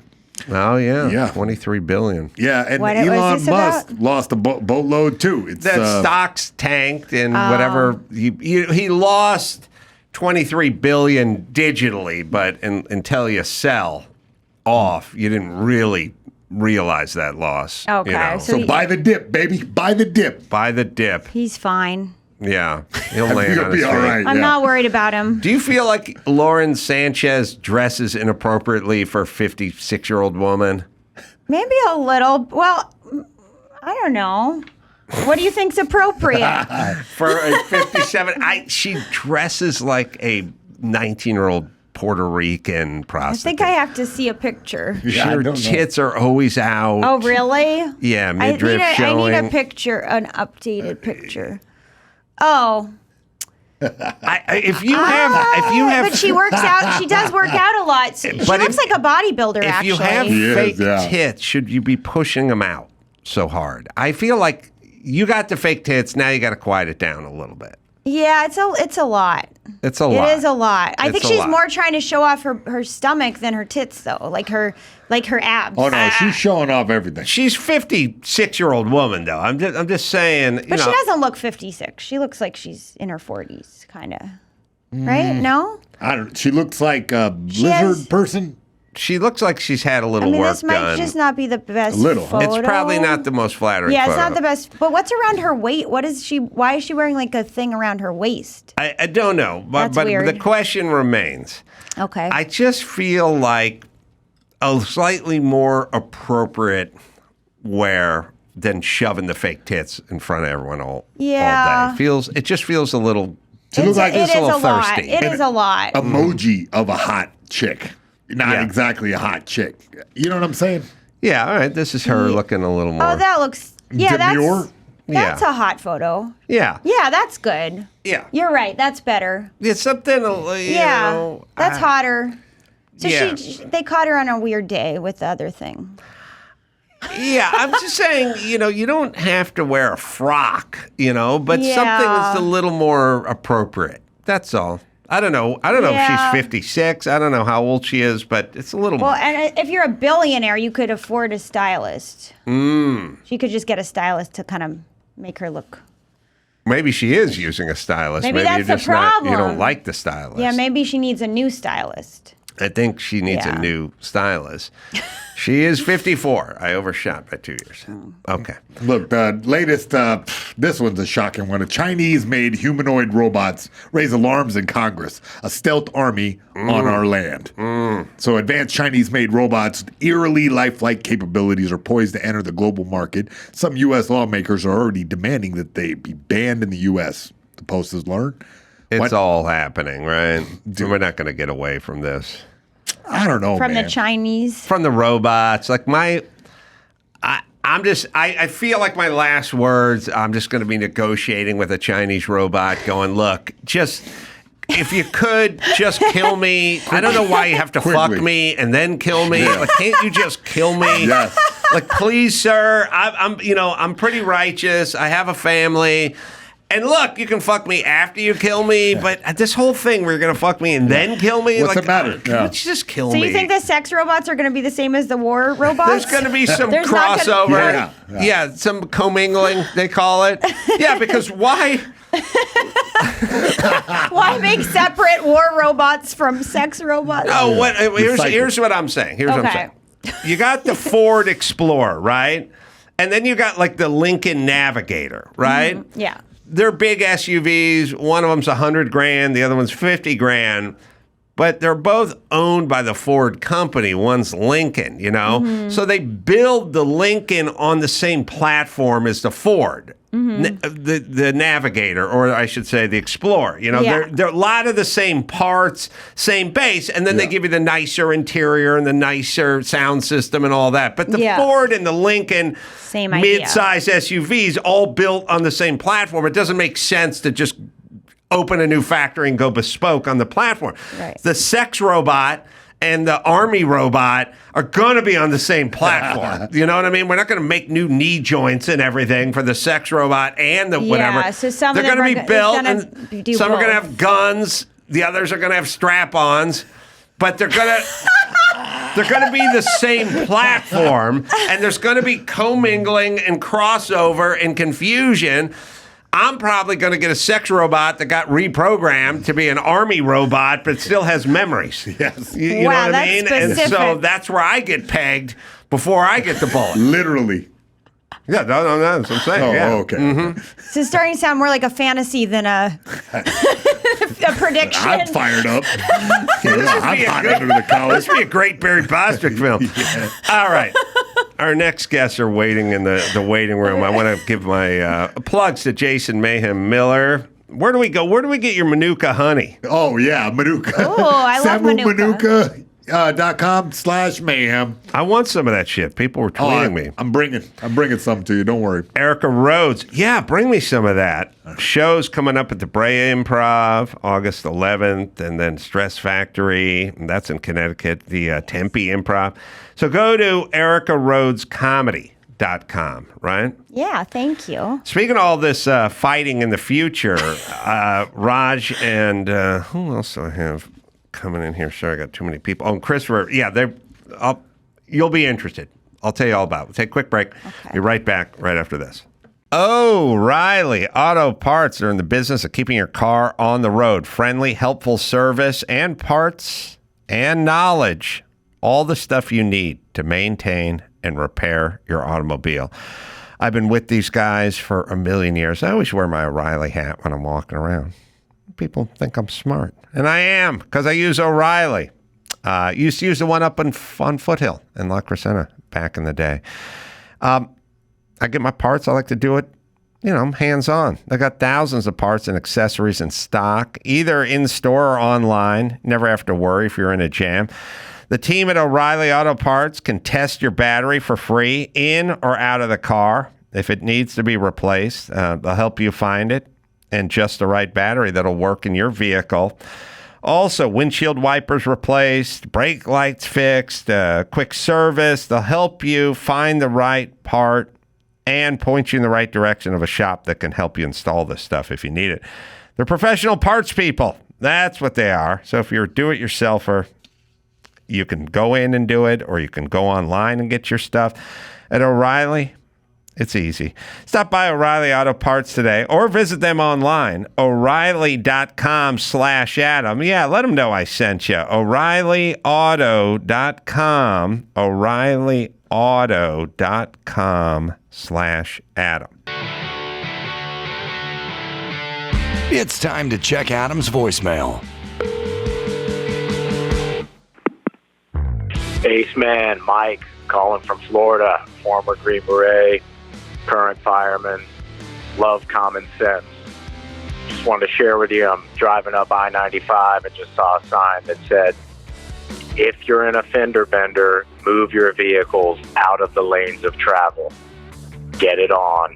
You can leave us a message at 888-634-1744. Christopher Kirchhoff and Raj M. Shah have joined us. They have a book, Unit X, How the Pentagon and Silicon Valley are Transforming the Future of War. You guys know it. I'm very interested in it, so thanks for joining us today. Thank you, Adam. Great to be here. So, there's a lot of talks about drones lately. They're being used. There's a lot of talk I hear about drones in terms of assassinating presidents and dignitaries and stuff like that. There's a kind of a future where we picture, an action future where we picture robots, fighting it out with lasers. But what is the U.S. government working on specifically in terms of the fighting force and the future of military?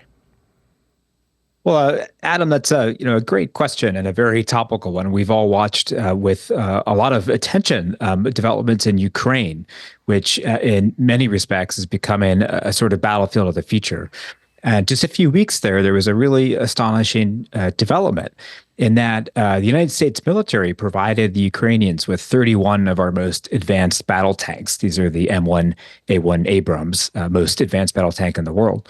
And a quarter of them this spring got destroyed by Russian kamikaze drones, which forced the U.S. military to actually ask the Ukrainians to pull them back from the front. So we do seem to be at one of these incredible moments where, a century of mechanized warfare, which replaced, the cavalry around the First World War, might now be being eclipsed by autonomous drones. Yeah, the M1 is big, it's state-of-the-art, it's super expensive, but if it can be taken out by something that's relatively inexpensive, then they win, or at least they win that battle.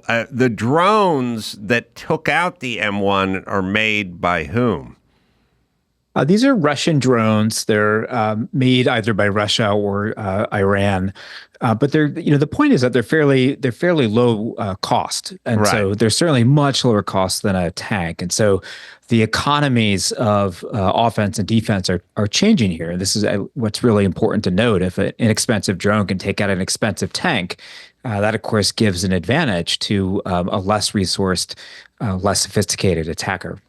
Yeah, well, I would imagine, when you think about an F-18 or a Raptor or whatever, joint fighter, whatever, when you're talking about, millions and millions per unit, what's more expensive than a fighter jet and or an M1 Abrams tank, which I can't imagine, but it's got to be, I don't know, $30 million a unit, or I really don't even have a guess, but super expensive. But it's really just a delivery system. You know what I mean? The tank is there to deliver a shell, and the F-22 is there to deliver a round, a shell, a rocket. But if you could deliver that minus the super expensive delivery system that has humans in it, then I guess that's the future, right?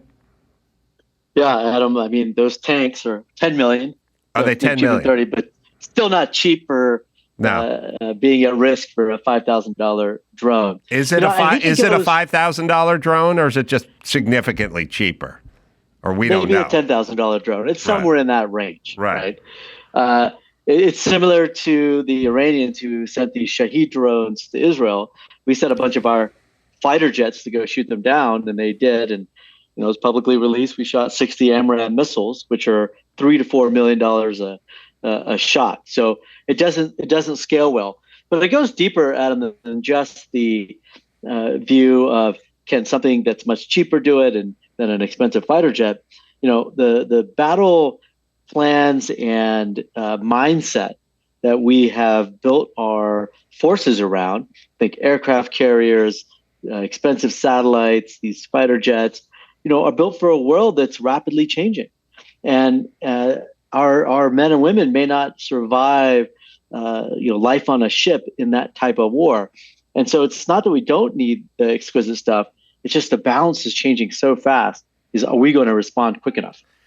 Is this going to help the countries that do not have the infrastructure that we have to even the playing field in terms of doing battle with them? Meaning, building a battleship or building an aircraft carrier is a pretty big undertaking, and I don't think Mexico could pull it off.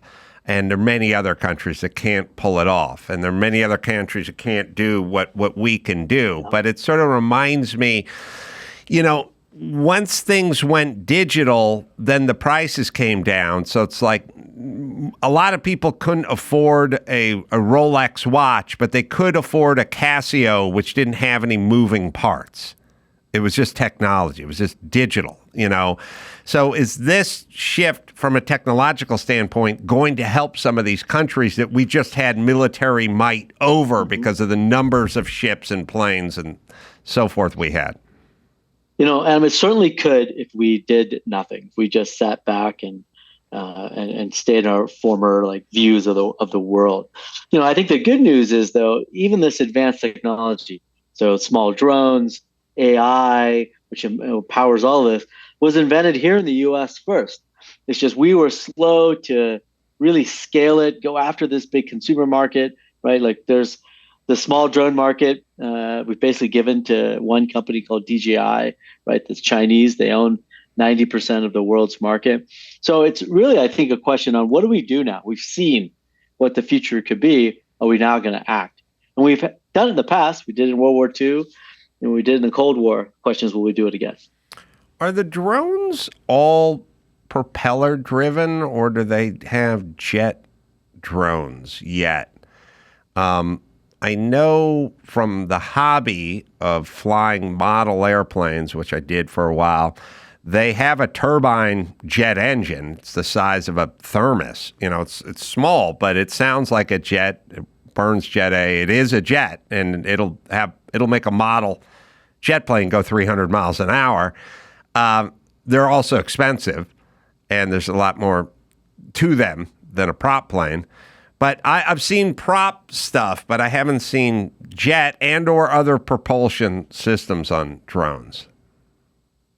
Adam, there's a really wide variety of drones. When Raj and I were in Ukraine last fall visiting the Ukrainian Defense Forces, we saw a lot of very inexpensive quadcopters. So these are things that, $25, $30 worth of hardware, batteries, typically 4 propellers. There are, however, many other much more sophisticated drones, both made by young Ukrainian companies and even more sophisticated ones made by Western and other military contractors. So there's a whole variety of drones now, from very advanced to ones that are very small right now in play in Ukraine and elsewhere around the world.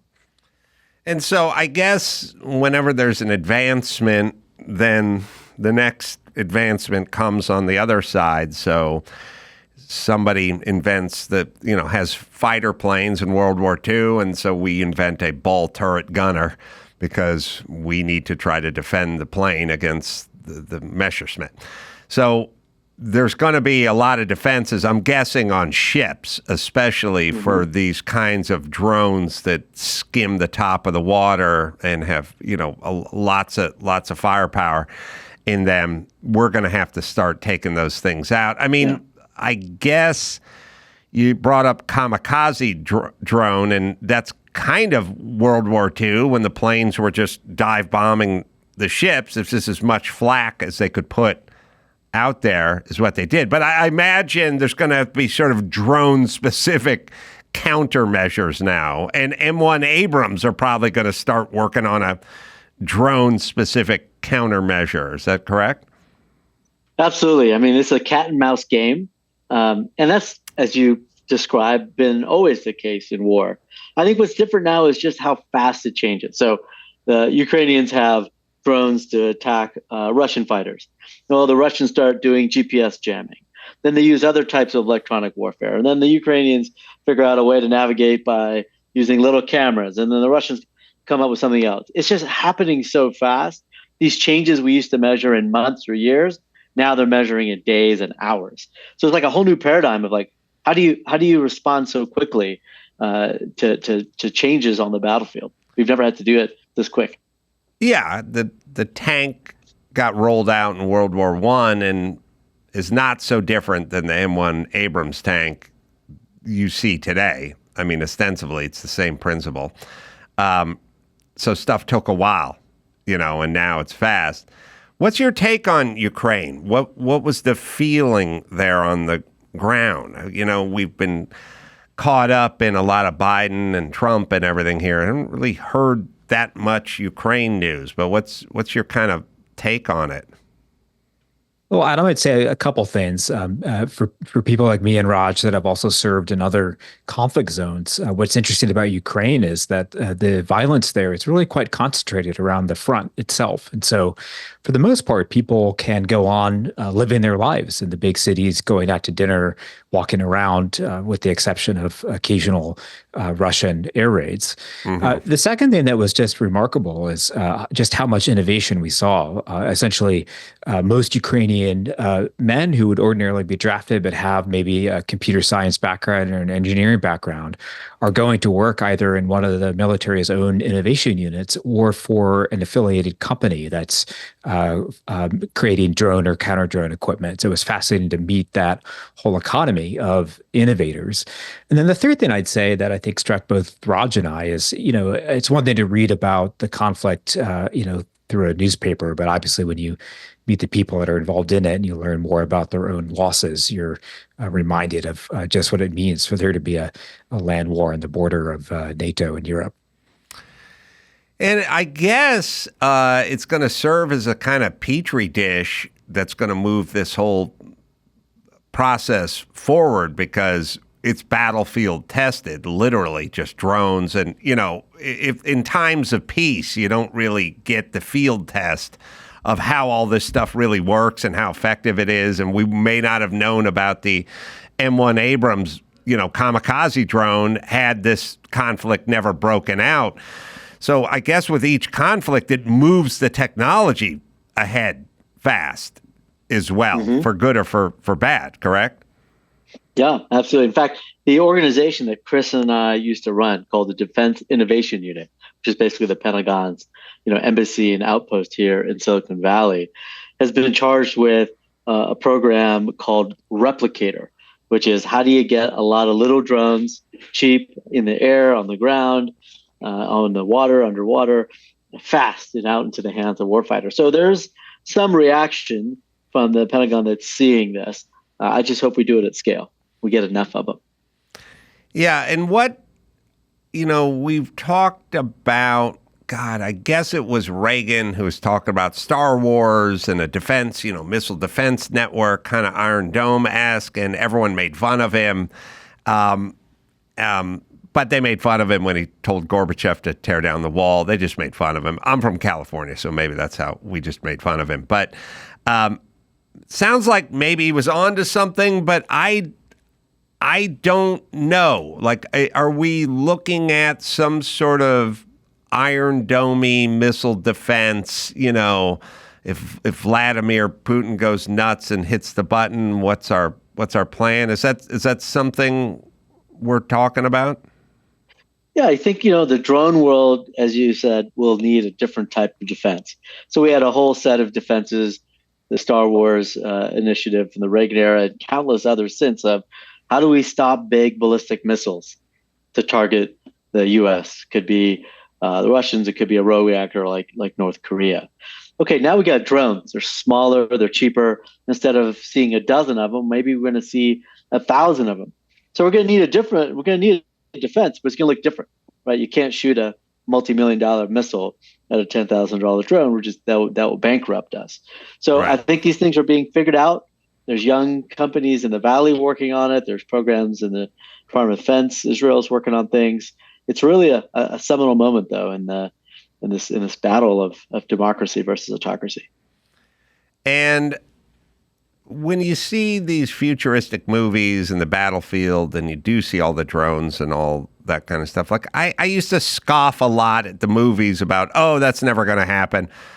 A lot of it seems to come to fruition. I mean, a lot of the stuff they were talking about happens, essentially. I mean, even a lot of this stuff that was in Star Trek and stuff like that, there's some version of that now, because creative people are being creative about the future, and they're right oftentimes. But I'm guessing the battlefield of the future is just going to have less humanity on it, and it's going to be fought at a greater distance. Does that sound accurate in terms of humans? Adam, that's for sure a fair guess. But, to go back to your movie analogy, it's amazing what, science fiction is, of course, a great form for, projecting into the future and imagining what it might be. But, of course, those of us who go to the movies also see films like James Bond and Mission Impossible. And it'd be amazing if that were the way our national security institutions actually worked. But of course, when you go inside them, you learn very quickly that there's often a lot of lower and older tech in play. And so Raj, for instance, one of his first trips after we assumed leadership at Defense Innovation Unit was to an Air Force command center. And he found young Air Force officers essentially using Microsoft Office to fight the air war against ISIS. And so simply upgrading from Windows 95 and building some custom software was what really helped that particular command center. So, it's not just, of course, a question of the most sophisticated weaponry that a military deploys. It's also a question of the sort of bread and butter infrastructure it uses every day that can make quite a difference in war. Yeah, I'm waiting for teleportation, but that's going to be a while away. In the interim, as a warfighter, you'd be just happy to take an Uber app for like an airstrike, right? To have all the back end analysis, the connectivity. We don't even have that. Who are the countries we should be worried about? I mean, you got China, you've got Iran, some other players, South Korea, or North Korea. Which one is it? Sorry, North Korea is a bad one. I guess China's the one that kind of keeps coming up, and then there's always good old Russia. But who's I hear that we're much further ahead technologically than those countries are from a military standpoint, and then others say, "Oh no, we're going to be in trouble," so on and so forth. Who would you be more fearful of, China or Russia? Well, in modern history, Adam, you've never seen two democracies go to war. So all these ones that you named, Iran, North Korea, China, or the CCP within there, and Russia, they're all run by autocrats. And, they could wake up one morning on a whim and say, you know what, I don't like my neighbor anymore and I'm going to invade them. And there's really nothing to stop them, both internally or sometimes even externally. So, I think we have to worry about them all, but for different reasons and different methodologies, right? The North Koreans, they're a rogue state. They are in the dark, literally, if you look at the maps at nighttime, but also their access to information. China is very different. We've got intertwined economically, but you've got a CCP party now that's run by one guy who's president for life, and Putin just wants to be a thorn in everyone's side. And so, at the end of the day, their number one goal is to stay in power, and they'll do whatever it takes. And we have to show to them that it's going to be more expensive for them to go on these adventures than not. How do you see the Ukraine war finishing out? Is there an end in sight? Is Ukraine going to have to give up some land? When does the ceasefire start? What concessions are made, or is this thing just going in perpetuity? Well, Adam, what has been interesting, there's been a whole bunch of new technology deployed on the battleground in Ukraine. So not only much more advanced drones on the Ukrainian side, not only additional U.S. military capability and systems that have been deployed with the Ukrainians. Most recently, F-16s have arrived. But of course, the Russians have also evolved in the way they've been prosecuting their own attacks and counterattacks. What's interesting is, despite all this innovation and change on both sides, the lines, of course, haven't moved all that much. So everybody's waiting to see whether there'll be an innovation that could really move the lines. And there are some. For instance, the Russians are now beginning to mass manufacture quite sophisticated drones in a factory in Iran by the thousand. So people wonder whether eventually that could change the equilibria. But for now, it looks like not much is going to be able to change the equilibria, which leaves us everyone in a frustrated situation with the war ongoing. Russians seemingly willing to send more recruits to the front, and peace perhaps further off than people had hoped by this point.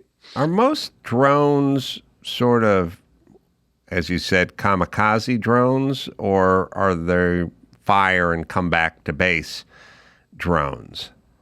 There are all kinds of drones, from kamikaze to drones that are just used for surveillance to drones that fly alongside other drones to protect them. Almost any use you could imagine for an aircraft is now being replicated by a drone. I guess I was just picturing it, but back in World War II, the Nazis had what was that self-guided? Yeah. They had a drone in 1944, and I can't remember. V1 rocket? V1. V2 rockets, V1 rocket. Yeah, that's what it was. Crazy. You think back to the 20s and 30s in aviation, right? If you go back and look at the photos, you see all kinds of contraptions of airplanes. 1 wing, 2 wings, 3 wings. They experimented everything before they began to figure out, hey, what's really working, and we're going to build a lot of them. Right. I think we're seeing that in drones. You're trying all kinds of stuff. Some autonomous, some controlled, some dropping off other drones, and so it's this crazy amount of innovation and experimentation, and nothing makes people more ingenious than the life or death situation of war. And that's what we're seeing. Yeah, there's so many different experimental planes all through World War II, probably more so than one, but just stuff. If you ever go to a war museum, like a World War II flight war museum, you just see crazy stuff. Out of Japan, too. We were doing stuff. I mean, they had balloons with incendiary bombs and stuff like that. Like it was just anything they could think of, but they didn't have the computer. So it was all mechanical and analog. And it's insane that they would even get it to work back then with no computing power at all. But now I would say with the computer, that has really just blown open the whole drone subject, right? Now we can sort of do anything. It just makes it so much cheaper, right? The parts are cheaper, the designs are cheaper, so more people can build things and they can build them faster. And I think now the challenge for us is, let's think past World War II, Cold War, right? We had a buildup of all kinds of other unique weapons and defensive systems, but it worked in the sense that it deterred aggression, right? We had the most relative amount of peace. There were no great world wars for the last 70 years. And that's a really good thing. Like, war's crappy. And so what do we have to do now so no one else wants to challenge us or go to war? Why? I mean, maybe this is naive, but Russia has the drone factory in Iran, as you mentioned, right? Why Iran? I mean, why doesn't Russia just open a drone factory in Russia? Well, Adam, that has to do in part with a number of very severe economic sanctions that the U.S., Europeans, and allied nations have put Russia under that makes it more difficult for Russia to import the all the different subsidiary materials that go into its wartime industrial base. In fact, there are accounts of finding on the ground in Ukraine and the remains of cruise missiles, literally microprocessors that were taken from dishwashers in Russia to feed the shortage of chips. So this requires a state like Russia then to reach outside its own borders to other countries that do not have as many sanctions that they fall under. So that, it's sort of evidence in a way that the sanctions are working. But as we've seen both with China's attempted evasion of certain controls on advanced computer chips to Russia's own attempt at avoiding the sanctions that have been placed upon it, no regime of sanctions is perfect because, of course, you can always set up shell companies, and global electronics is such a globally distributed business. So that's part of the reason why war is changing, is these components are really available all over the place now. The footage, the recent footage, cockpit footage, a lot of it of UFOs, for lack of a better term, moving in ways that people can't explain. Some folks say experimental this or that, maybe it's a military thing. I don't know how much of you've kept up with this stuff, but when you see that kind of stuff with your experience, do you go, oh, we're not capable of that and neither is China? That's got to be something that from some different place other than here. Or do you see it and go, I kind of know what that is, or I bet they're working on some stuff that could do that? Or what's your general take about some of this footage, recent footage of some of this unidentified stuff? Adam, I have 3,000 hours of flight time around the world, and I've never seen one of those UFOs or things, rejoin on me or come hang out. I'm kind of disappointed. Like, am I not cool enough for them to want to spend time with? What are you flying? What equipment do you fly? So I'm a reservist still in the Air Force, so I fly F-16s in the Air Force. Oh, that's pretty damn exciting. Should have said that at the beginning. That's a really exciting piece of equipment to be flying, isn't it? It's a great airplane. And you've never seen anything, but you have seen cockpit footage from other F-16s, right? Is there a way to, with all your experience, to sort of figure it out or justify it or wrap your head around it? Yeah, some of those things are hard to explain, and so I don't know what they are, and I'm like the rest of us waiting to see when they get uncovered exactly what happened. Yeah, Christopher, any thoughts? Oh, they gave me security clearances, but not high enough to know if we have aliens or not. So don't have an opinion, unfortunately. But yeah, I mean, just to the lay person sitting home watching it on the computer, on the TV, does it look like any drone you've ever seen in terms of its movement? I think the footage was probably as baffling to me and Raj as it was to anybody else watching it. And I guess maybe the next sort of chapter of drones is going to be probably the movement of them versus, just getting them off the ground, getting them to sort of hover, get around the target or deliver the munitions or something. I'm guessing the way they move is going to be one of the next ones. And I'm not a big fan of war, but it does inspire a lot of innovation. I will definitely say that. Yeah. And Adam, what makes this unique, though, is that this innovation, right? Just not only the drones, but the AI running the drones, controlling the drones. What makes this different than previous conflicts is that a lot of that tech is coming from the commercial world. It's not like the military developed it and then it trickled down. It's the opposite. Military is almost playing catch up to go and see that, right? The F-35, which is our latest frontline fighter, was designed, or at least the requirements were put in place in 2001, and it reached fully operational capability in 2016, 15 years later. Well, those original planes, your iPhone, right, which wasn't even invented in 01, has far more computing power than a current F-35. So right. We're in a wholly different paradigm now. We've got to figure out how to get these sectors to work together, which is a job Chris and I had for a few years in the Pentagon. Well, the book is called Unit X, How the Pentagon and Silicon Valley are Transforming the Future of War. So if you'd like to know where we're heading, I would suggest you pick up that book. It's available on Amazon or wherever you find finer books. Christopher and Raj, I hope you guys can check back from time to time and keep us updated, because it's fascinating stuff, and it's moving so fast that there'll be different conversations to have. There wasn't drastically different conversations to have from 1940 to 1941 in terms of the military, but I feel like now it's moving at breakneck speed. So check back and give us all the updates. Will do. Thanks for having us on. Thanks, Adam. Thanks, you guys. Appreciate it.